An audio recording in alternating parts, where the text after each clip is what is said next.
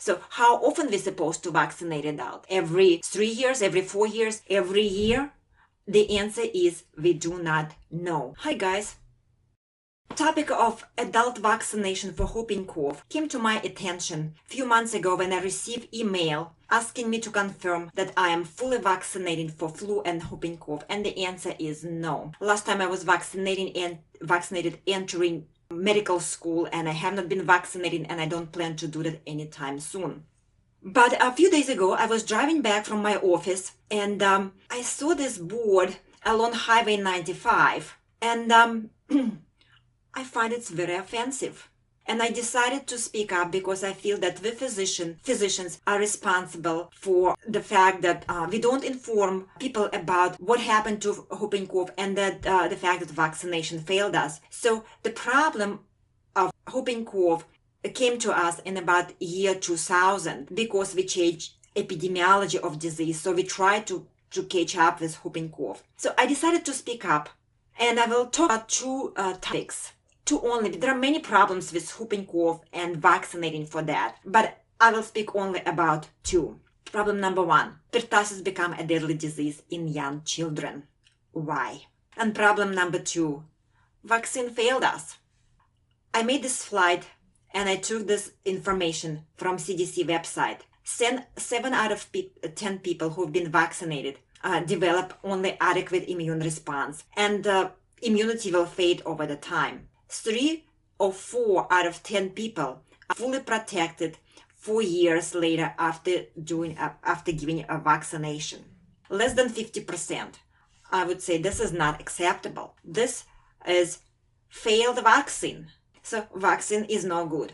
Let's go back to problem number one, and we'll talk about why whooping cough become a deadly disease in young children. At this time, you are looking at the chart for vaccinating kids. So pertussis, the first dose we will give at 2 months, then we will give at 4 months, second dose, then third is at 6 months, and then we will vaccinate about again 1 year old, and then fifth dose at age 5 or 6, and then at age 12 we will give them a boost. After that, they are out of our sight, they're out of high school.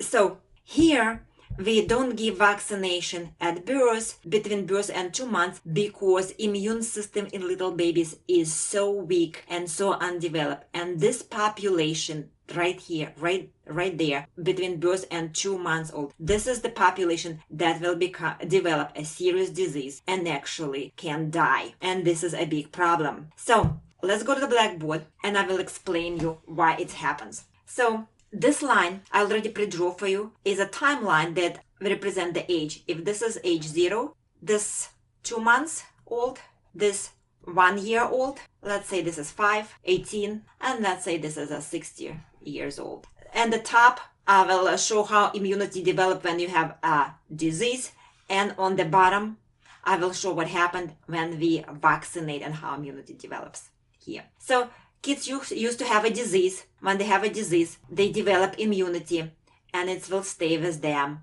for a long period of time. Some of them will develop lifelong immunity, but it's lasts usually 20 or 30 years. As it subsides, these people still have some immunity. They will come into contact with the disease as parents or grandparents. They'll have a mild disease and they bump up their immunity back to high. We started to vaccinate kids at age about 5. The promise of vaccination was 1 shot and you will develop the same immunity as you have from natural disease. Unfortunately, it did not work, so we were vaccinating kids quite often in hope that they will develop adequate immunity, and it will fade over the time. So also younger kids become sick because they will go to school and they will come into contact with the disease, and so we were vaccinating those, okay, and their immunity will subside and we will vaccinate them again, and immunity will subside and we will give them vaccinating again. So and then it's so we started to vaccinate very young kids at age 2 months, and we give at 4 months again and at 6 months. So we will try to build their immunity, giving them vaccination several times. Eventually, they're out of high school and out of sight. Let's say this is 22 years old. If this is a female, this 22-year-old and or later become pregnant. If she had a disease, she has a high level of antibodies at this age.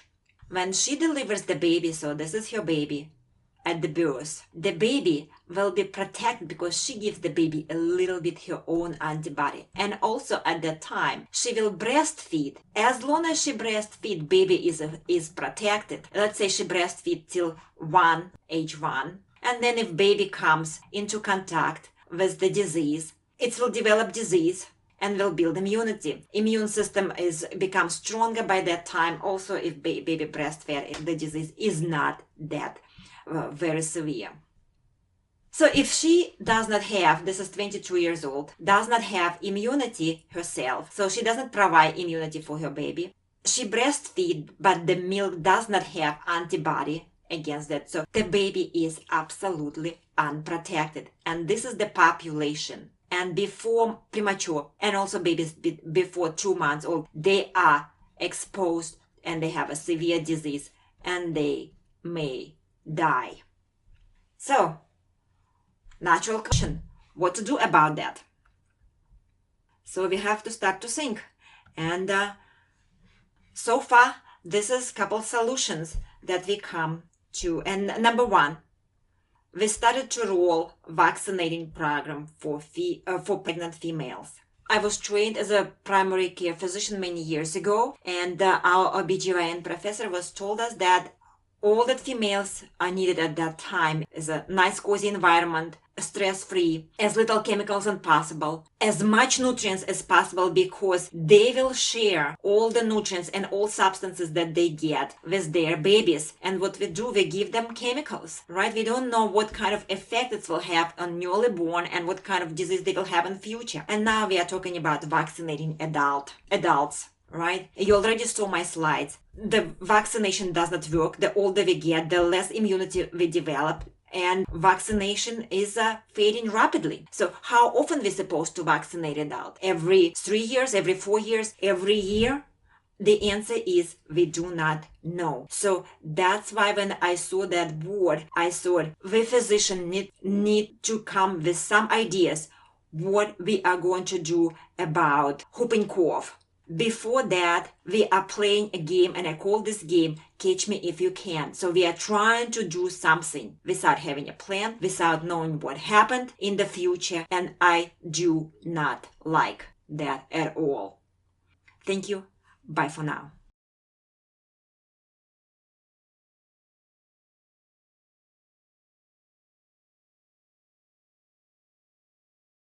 Hey guys, ask me questions here. Post your comments. I want to hear from you, and I'm ready to answer all your questions.